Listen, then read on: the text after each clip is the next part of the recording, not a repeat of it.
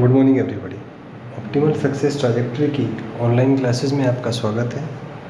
आज हम बात करेंगे सेकंड इक्वेशन ऑफ मोशन के बारे में, that what is second equation of motion. तो इस इक्वेशन में हम कुछ पैरामीटर्स यूज़ करेंगे। फर्स्ट है वेक्टर एस, जिसे हम डिस्प्लेसमेंट वेक्टर कहते हैं। सेकंड इज़ वेक्टर वी, जिसे हम इंस्टेंटेनियस वेलोसिटी कहते हैं।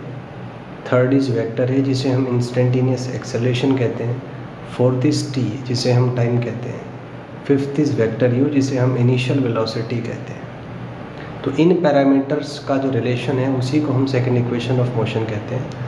कई बार इक्वेशंस में डिफरेंट फॉर्म्स दी होती हैं तो हम उसे पहचान नहीं पाते कि कौन सा फॉर्म हमें यूज़ करना है, तो उसको हमने सिंप्लीफाई कर दिया है in terms of 5 different cases. The first case is vector s is equal to integration of vector v dt.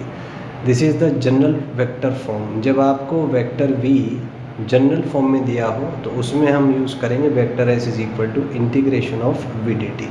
जो भी लिमिट्स दी गई हैं उसको आप पुट कर लीजिएगा तो वहाँ से आपका डिस्प्लेसमेंट वेक्टर कैलकुलेट हो जाएगा। Second form is general coordinate और 1D फॉर्म। जब वेलोसिटी वेक्टर फॉर्म में ना देके कोऑर्डिनेट्स की फॉर्म में दिया होता है या 1D फॉर्म में दिया होता है तो आप वेक्टर रिमूव कर दीजिए and you can find the displacement.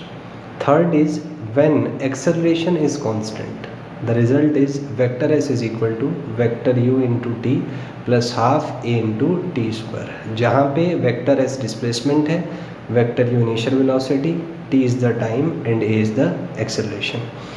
इसी रिजल्ट में यदि हम 1D फॉर्म यूज़ करें तो आप वेक्टर रिमूव कर दीजिए and the form will become s is equal to u t plus half a t square. Fifth case, when area is given, graph is given, we use s is equal to integration v d t which is area under v t graph with sign.